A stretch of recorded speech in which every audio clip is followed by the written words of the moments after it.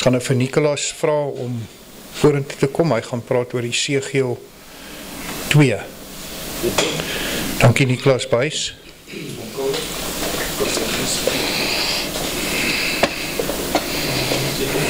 Daar sê goeiemôre julle. Is altyd vir my so interessant dat wanneer ons by die vergadering is, dan luister ek altyd eers na die eerste of die sprekers vooraf of na die tyd en hoe die Gees van Vader altyd so eensstemmigheid bring. Ek dink nie ek het nodig om iets te sê nie, om Flip en om Kobus het alles gesê wat ek wil sê al vanoggend. Maar ja, dit is net vir my interessant en net so op oom Kobus se toespraak Psalm 74 wat baie oor die heiligdom praat, wat ek ook nou hier binne gaan noem, die heiligdom wat dan ook ons as volk is, wat so vernietig en vertrap word. So ja, met die teksvers wat vir my gegee is, aangaande 'n nasie wat teen God opstaan en waarvan ons voorouers selfs ook in sy gebooie oortree het dit my willekeurig, soos om Kobus ook tereg in die begin van sy ding genoem het, laat dink aan die sondes van die boervolk. En moet ons tog na hierdie oortreding kyk om onsself te vergewis waarin ons oortree het en tans doen, asook waarin moet ons dan afkeer, wegkeer en terugkeer, sodat ons die heiligheid van Vader, soos wat oom Flip vanoggend gesê het, weer in ons midde kan kom woning maak. Nou dit is dan met hierdie gedagte dat ek ook vandag wil poog om eerstens uit die Bybelse geskiedenis, sowel as in ons eie geskiedenis en die verlede en die huidige stand van sake, ooreenkoms van hierdie oortredinge te skep, sodat ons dan die lyn kan sien waardeur ons as volk oor al die eeue heen nog struikel. Die woorde van Esegiel 2 vers 3 wat gegee is, staan daar: hy sê toe vir my mensekind, ek stuur jou na die kinders van Israel, na die opstandige nasie wat teen my opgestaan het. Hulle en hul vaders het teen my oortree tot hierdie selfde dag toe. In die teksgedeelte sien ons dan dat Vader die profeet Esegiel stuur met die waarskuwing na die volk wat in ballingskap is en sê dat hulle opstandig is en hulle teen hom oortree. Ons moet egter nou gaan kyk waarteen is die volk opstandig en waarteen oortree hulle. Ons kry die antwoord dan ook in Esegiel 5 vers 6 tot 7 en vers 11. Vers 5 en 7, maar dit was wederstrewig teen my verordeninge, goddeloser as die nasies en teen my insettinge, meer as die lande daar rondomheen, want hulle het my verordeninge verwerp en in my insettinge nie gewandel nie. Daarom so sê Jahwe, omdat julle opstandiger is as die nasies wat rondom julle is in my insettinge nie gewandel en my verordeninge nie betrag het nie, selfs na die verordeninge van die nasies wat rondom julle is, nie gehandel het nie. Vers 11, daarom so waar as ek leef, spreek Jahwe, gewis omdat jy my heiligdom verontreinig het, met al jou verfoeisels en met al jou gruwels, sal ek my ook onttrek, my oog sal nie verskoon nie en ek sal ook nie spaar nie. Ons sien dus in hierdie 2 of 3 teksverse dan 3 oortredinge, naamlik dat ons het Vader se verordeninge verwerp, ons het nie meer in sy insettinge gewandel nie, en dan die laaste een, ons het Vader se heiligdom verontreinig. Nou hier is 3 tipes oortredinge, en kan ons dit sekerlik net saamvat dat ons eintlik maar net Vader se wet oortree, maar moet ons toch bietjie met 'n vergrootglas in diepte na die definisies van hierdie 3 onderwerpe gaan kyk, sodat ons dan ook kan kyk wat is die oortredinge wat ons gedoen het en dit bietjie meer kan uitlig. Die woord verordening lees bietjie makliker in die Engelse teks as judgment en het dan gewoonlik te doen met wette teenoor ons naaste, soos ons die duidelike riglyn sien in Exodus 21 waar daar spesifiek begin word met hierdie is die verordeninge wat aan die volk voorgehou moet word. En dan sê hy hoe jy jou naaste en jou slaaf en so meer moet behandel in Exodus 21. Die woord insettinge, in Engels statue, het weer mee te maak met Vader se feeste, asook insettinge met betrekking tot reinheid. Exodus 12 vers 14, en hierdie dag moet vir julle 'n gedenkdag wees, en julle moet dit as 'n fees tot eer van Jahwe vier, julle moet dit in julle geslagte as 'n ewige insetting vier. So dit sien ons nou weer wat is die insettinge. Hierdie insettinge het ook te maak met heiligmaking en reinheid. Levitikus 18 vers 30. Daarom moet julle my ordening hou om niks te doen van die gruwelike insettinge wat voor julle gedoen is nie, dat julle nie daardeur verontreinig nie. Ek is Jahwe julle God. Hierdie reinheid stel dan ook apart en afgesonderheid voor as 'n insetting. Levitikus 19 vers 19. Julle ekskuus tog. Julle moet my insettinge hou, 2 soorte van jou vee mag jy nie laat paar nie. Jou akker moet jy nie met 2 soorte saad besaai nie, en 'n kleed van 2 soorte goed van gemengde stof mag nie op jou kom nie. So daar het ons bietjie 'n onderskeid dan oor die ordeninge of verordeninge en dan die insettinge. Die derde een wat ons nou dan kyk is dan die oortreding van die verontreiniging van die heiligdom. En hierdie heiligdom word dan weer in 3 kategorieë verdeel, naamlik die fisiese heiligdom wat met hande gebou is, die volk en die bruid as die heiligdom, en dan Jahwe en Yeshua as die heiligdom. Ons lees van die fisiese heiligdom in Eksodus 25 vers 8. Ook moet hulle vir my 'n heiligdom maak dat ek in hulle midde kan woon. Eksodus 15 vers 17. U bring hulle in en plant hulle op die bergland van u erfenis, die plek o Jahwe wat u as vaste woonplek vir u berei het, die heiligdom wat u hande gestig het o Jahwe. Dan die bruid en die volk as heiligdom. Psalm 114 vers 2. Het Juda sy heiligdom geword, Israel sy rykgebied. Esegiel 37 vers 28. En die nasie sal weet dat ek Jahwe is wat Israel heilig, en my heiligdom vir ewig in hulle midde sal wees. 1 Petrus 2 vers 5. En laat julle soos lewende stene opbou tot 'n geestelike huis, 'n heilige priesterdom, om geestelike offers te bring, wat aan God welgevallig is deur Yeshua Messia. Die laaste een is waar Jahwe en Yeshua dan as ons heiligdom dien, Jesaja 8 vers 14. Dan sal hy vir julle 'n heiligdom wees, maar 'n klip waar 'n mens teen stamp en 'n rots waar 'n mens oor struikel, vir die 2 huise van Israel, 'n vangnet en 'n stryk vir die inwoners van Jerusalem. Esegiel 11 vers 16. Daarom sê, so spreek Jahwe, omdat ek hulle ver weggedryf het onder die nasies, en omdat ek hulle verstrooi het in die lande, en ek vir hulle 'n kort rukkie 'n heiligdom geword het in die lande waar hulle gekom het. Net so is Yeshua ook dan ons heiligdom, omrede hy 'n hemelse heiligdom daar gestel het, soos Hebreërs 9 dan ook aan ons verduidelik.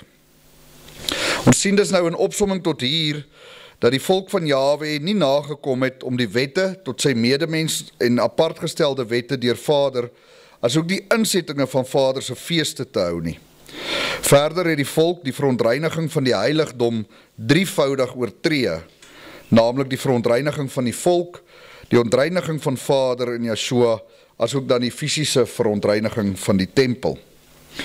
Ons het dus nou 'n fondasie gelê van wat hierdie basis is van die oortredinge, en kan ons dan nou 'n bietjie op hierdie basis gaan verder ondersoek in die verlede en hede, om dan ook te kyk waarin ons oortree het, en elkeen dan ook so afsonderlik probeer weergeer. Wanneer ons dan kyk na die verordening wat oortree is, en hierdie is nou die wette tot ons naastes en so meer, en ons op die basis werk dat dit wette is aangaande liefde teenoor ons naaste, of wette is ten opsigte van orde binne volksverband, kan ons nou gaan ondersoek instel, en is daar seker dan duisende wette wat ons kan aanhaal, en sal dit vir hierdie referaat baie lank vat om na hulle almal te kyk, en gaan ek hulle net opsom volgens die boek Esegiel, waar dan ook die teks uit voorgegee is, se opsomming van hierdie sondes, en hou ek aan Esegiel 18 vanaf vers 5 tot 19 voor.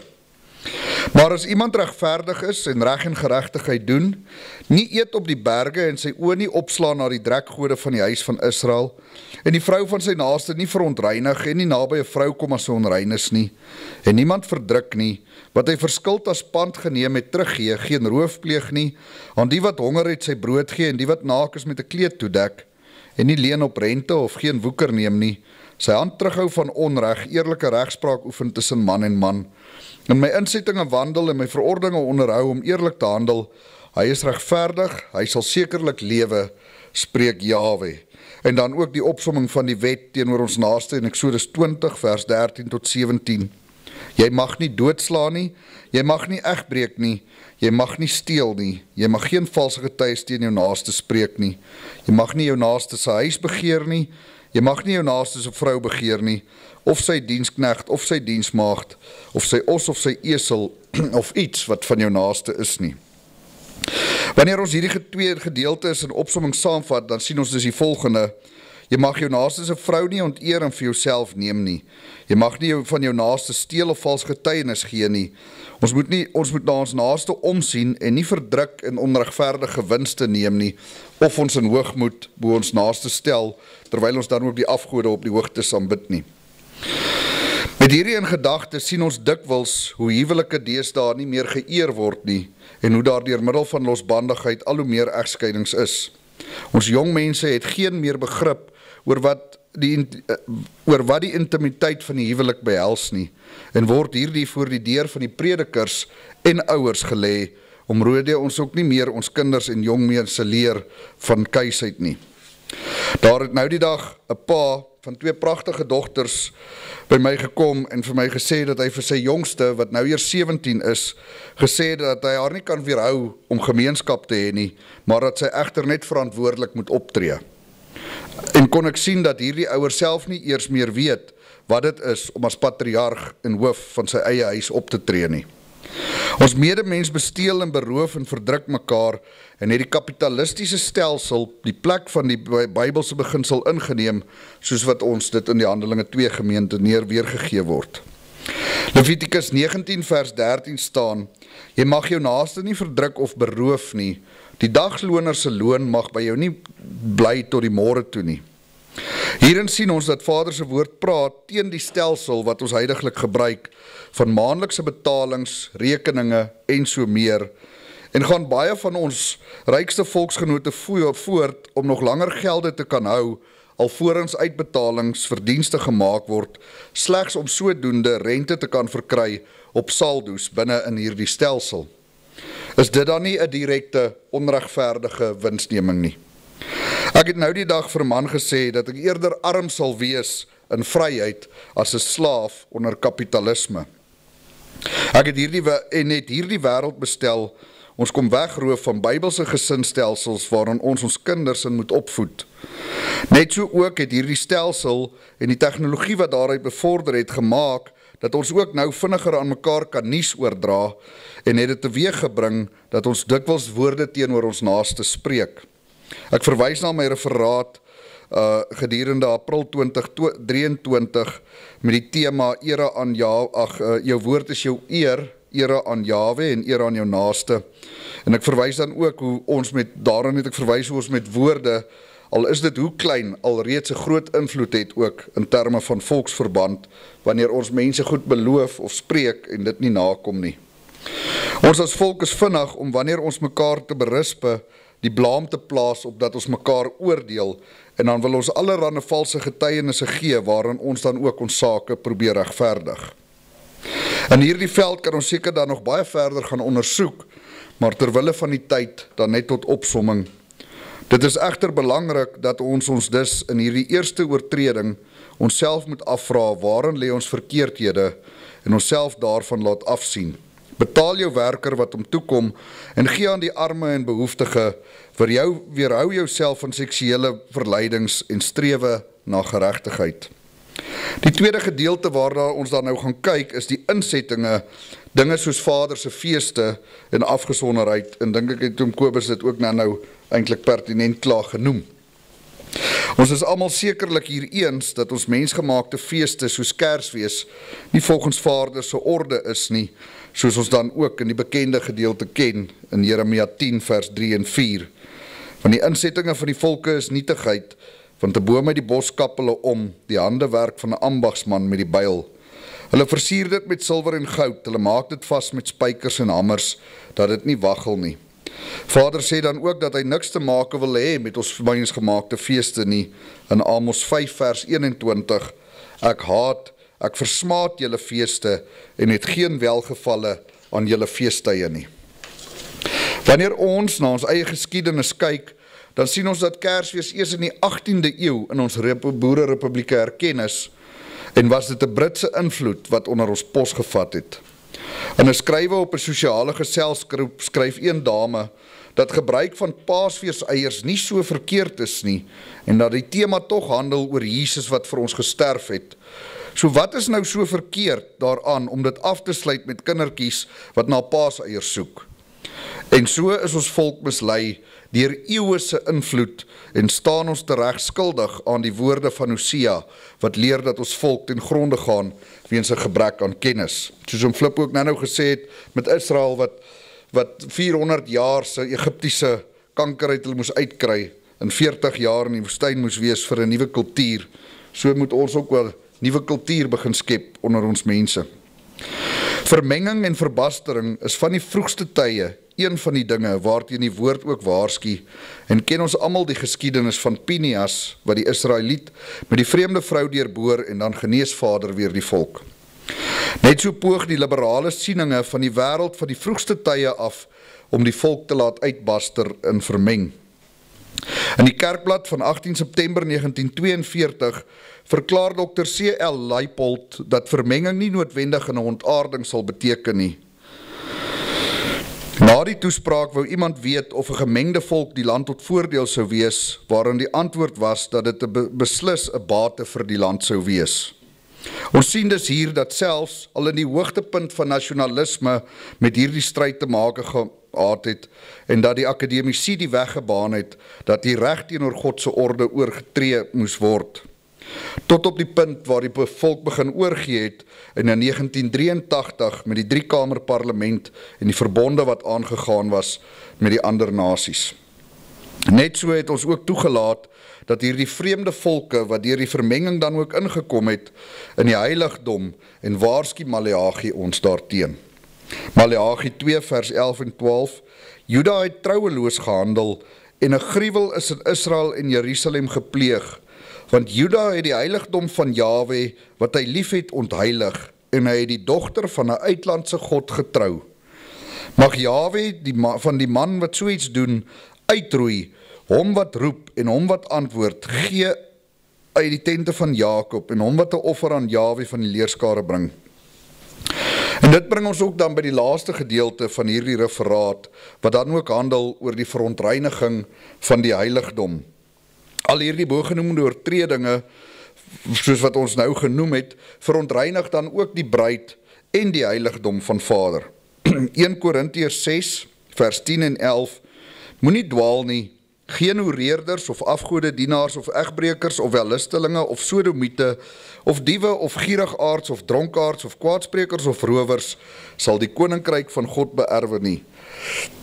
En dit was sommige van julle, maar julle het julle laat afwas, maar julle is geheilig, maar julle is geregverdig in die naam van Jahwe, van ons meester Yeshua en deur die gees van ons Elohim.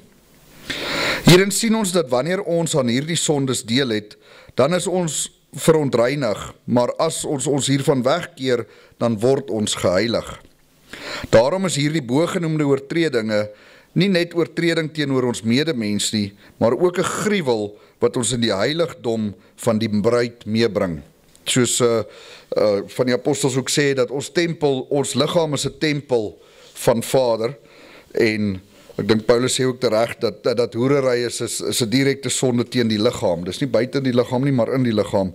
En is die liggaam dan ook deel van hierdie bruid.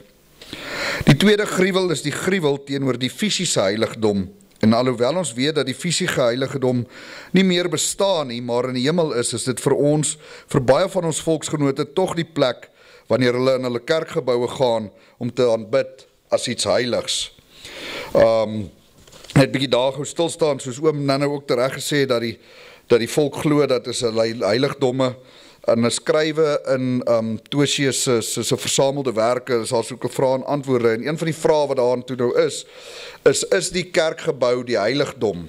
En ek het bietjie daarin gelees, en Tosius hulle antwoord nogal, en noem dit juist dat dit is nie die heiligdom nie, is net 'n plek van aanbidding, en het ons ou mense wel geweet dat die heiligdom is in die hemel, maar het die humanistiese siening dit so gemaak dat dit nou die heiligdom is waar in ons volk nou aanbid, en dit is al waar hy sy God kan ontmoet. Hierdie kerkgeboue, wat dan vir baie van ons as heiligdomme was gebou wat gebou word op heidense beginsels met obelikse en sonaanbidding. Tog het die boervolk ook sy kerk so hoog geag, dat hy nie gesien het hoe die verleiding daarby ingesypel het, en het hy stelselmatig gewoond geraak aan die postmoderne humanistiese sienings te aanvaar. En sit ons vandag met predikers wat sodomiete is, wat vir die volk preek, professors wat die maagdelike geboorte verwerp, en waarvan hierdie dwaling selfs tot binne in ons eie geleedere nou weer klink. Verder het ons voortgegaan om te luister na die wat nie veronderstel is om aan ons die woord te verkondig nie, en het ons volke ingebring om saam in ons heiligdomme te aanbid, wat direk teen die woord van Vader is. Esegiel 44 vers 6 tot 9, en sê aan die wederstrewiges aan die huis van Israel, so spreek Jahwe, laat dit genoeg wees met al julle gruwels, o huis van Israel, omdat julle uitlanders ingebring het, onbesnedenis van hart en onbesnedenis van vlees, om in my heiligdom te wees, om dit, my huis, te ontheilig, toe julle my brood, vet en bloed gebring, en hulle my verbond verbreek het by al julle gruwels. En julle het die diens van my heilige gawes nie waargeneem nie, maar het hulle aangestel om my diens in my heiligdom vir julle waar te neem.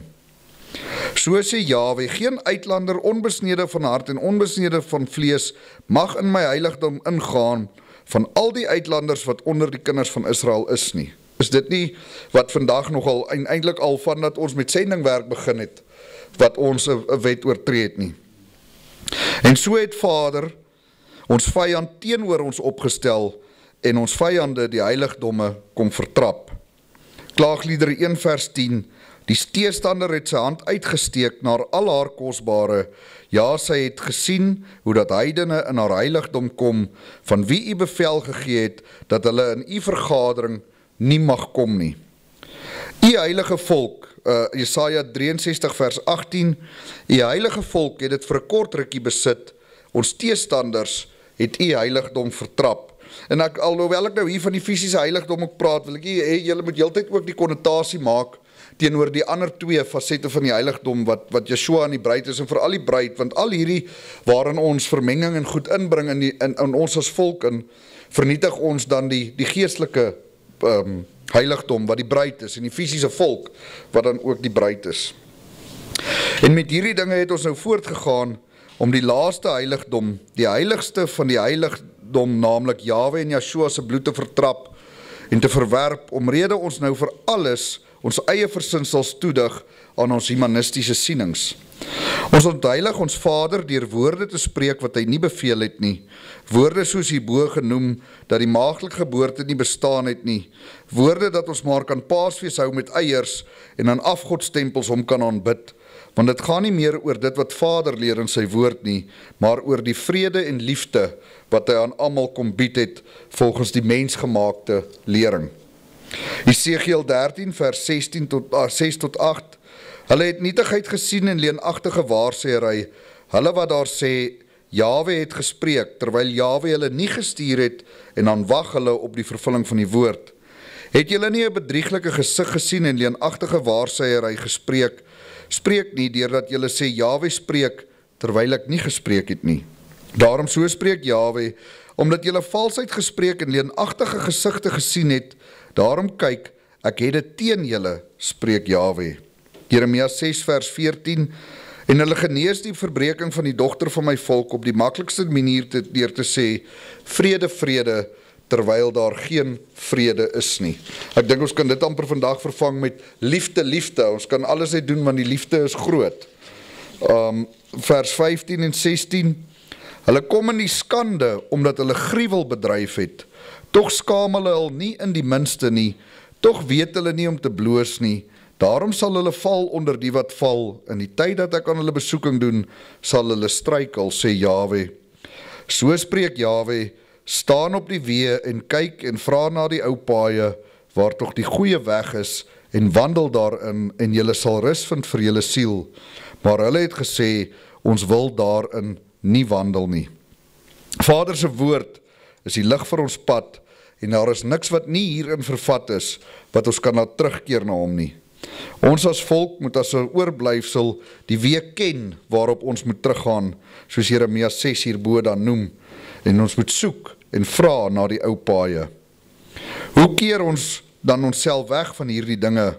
Gaan u en ek die wagter soos Jesegiel se woord opneem en daarna luister om die lewe te kan besit, of gaan ons hoof so hard soos 'n diamant hou en die ongeluk en verderf deelagtig word? Ek wil net hier so 'n bietjie 'n invoegsing maak oor 'n diamant. Ek dink is 'n Malachi of iets wat ook praat van 'n diamant, wat self soos jou voorhoof hard maak soos 'n diamant. Nou ek het net 'n teorie dat die Jodendom en die slangesaad het diamante ingebring, en met die resonansie wat hy het hulle gemaak dat diamante is nou vir ewig, daarom sit dit ons sit aan 'n vrou se hand, en sodra ons daai diamant aan haar hand sit, dan maak dit haar hoof ook so hard, soos klip, so, ons moet pas op wat ons op ons vrouens se vingers sit, met die resonansies. Ek dink hy gee 'n ding af. Nou, daar is net een manier, en een manier alleen, om onsself weer terug te kry op die weg van geregtigheid, en dit word seker vir ons weer dan gegee in die volgende spreker se referaat, naamlik 2 Korintiërs 6 vers 16.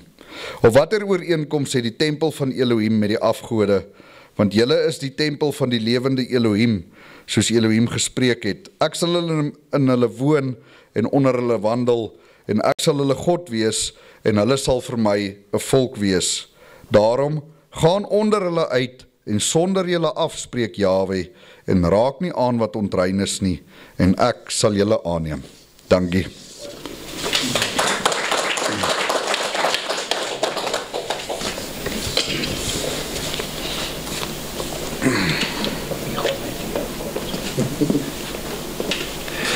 Baie dankie Nicolas, soos wat ons in ons gesegde sê, jy het hom 100% raak gevat, Nicolas, volgens my, baie goeie inhoud van jou onderwerp, en wat vir my ook opmerklik is, as ek mag, ek is eintlik 'n stelling of 'n vraag miskien wat ek net wil vra of sê, is dat, jy weet, jy het Jesegiel 2, jou gedeelte, mooi saamgevat in die verordeninge, insettinge en die oortredinge, nee?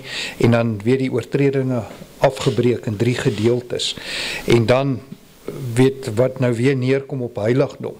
Nou, dit is eintlik maar net 'n bevestiging of ook maar 'n vraag aan jou, of jy dit ook net kan bevestig, maar wat baie belangrik is, daar is 'n ongelooflike verwarring oor die begrip heiligdom.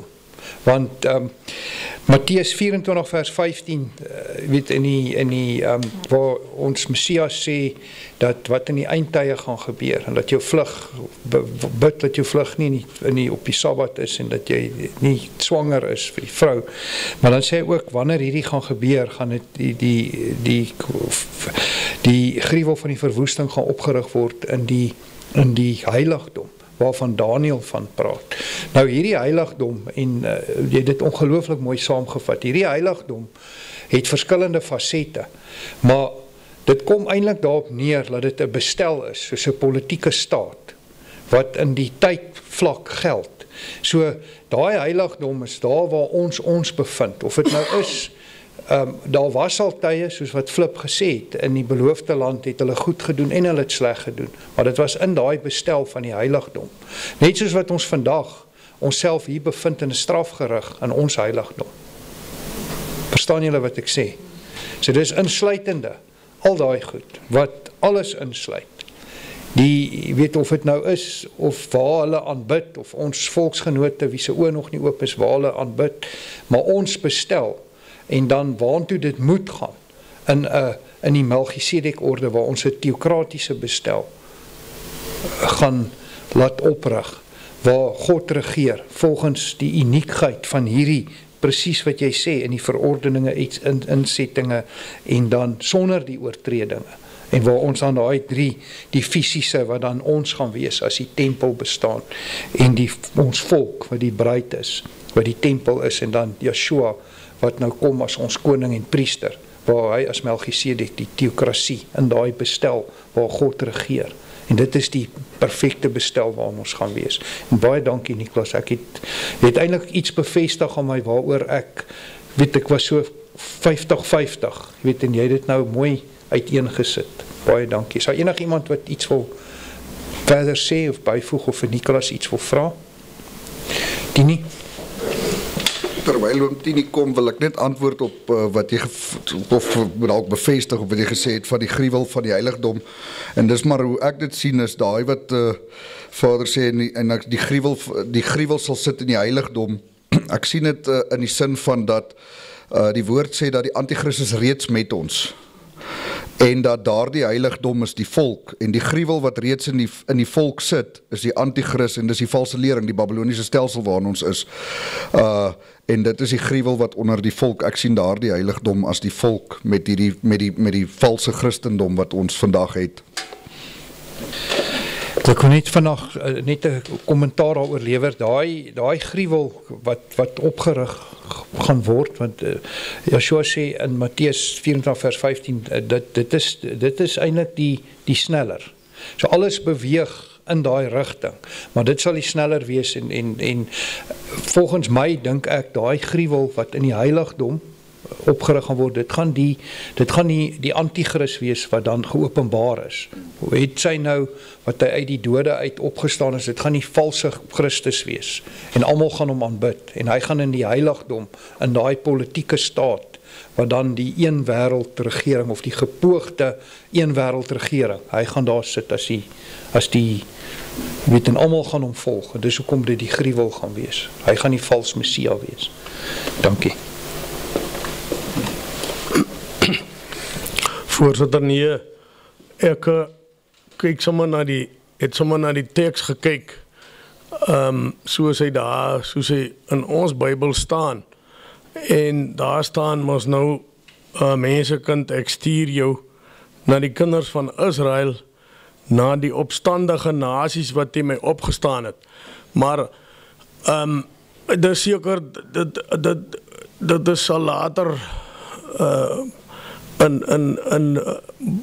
in ons konsilie sal het later flipse onderwerp wees, maar ek dink dis deel van die verwarring, want daar moet seker eintlik staan, ek het het nou nie nagevors nie, daar moet seker staan, mensekind, ek stuur jou na die kinders van Israel, na die opstandige volke wat teen my opgestaan het, want die nasies kan nogal verwarrend wees, dink ek vra maar net.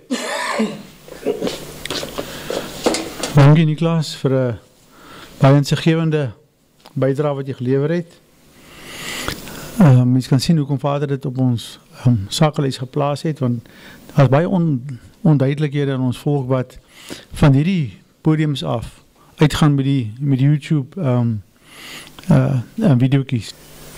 Ek wil net sê rondom die heiligdom is dat dit is die bestel waarin ons nou is, soos Michael ook sê, en dit is die tyd van die opstandige nasie, of die opstandige volk, soos die nu ook sê.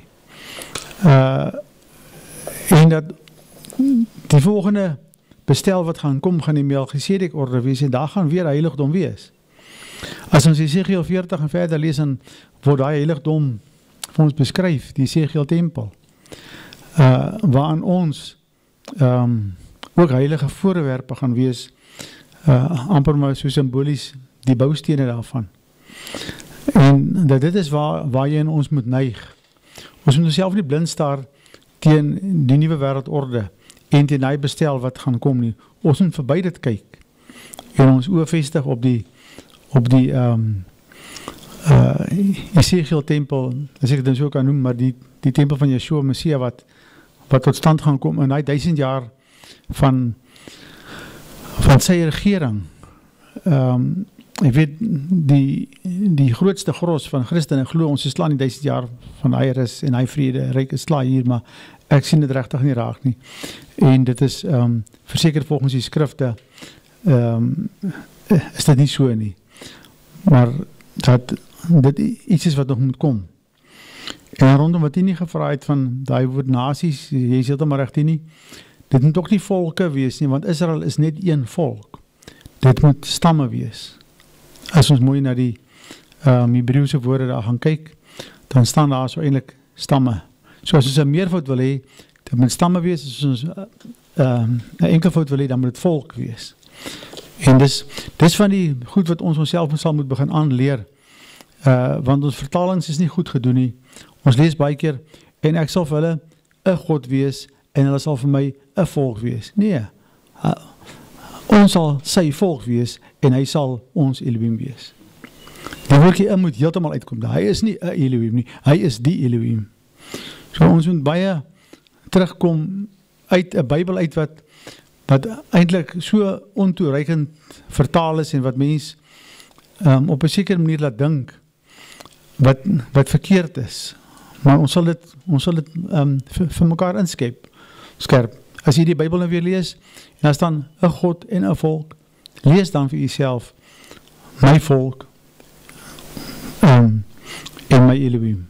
Ons sal sy volk wees en hy sal ons Elohim wees. Dankie Michael, dankie. Dankie Flip. Enige iemand wat nog iets wil sê? So ook net vir my, hierdie onderwerp van Niklas is, hy sê nou hierdie 3 goed is die fondament, maar hierdie onderwerp van jou is eintlik die fondament van al hierdie onderwerpe. Dit stel 'n baie goeie basis. Tini, wil jy nie nog ietsie kom sê nie, asseblief? Sê ja goed, gaan ons nou breek vir 'n koffie. Ons gaan 'n koffiebreek neem en dan sal ons weer terug wees. Baie dankie.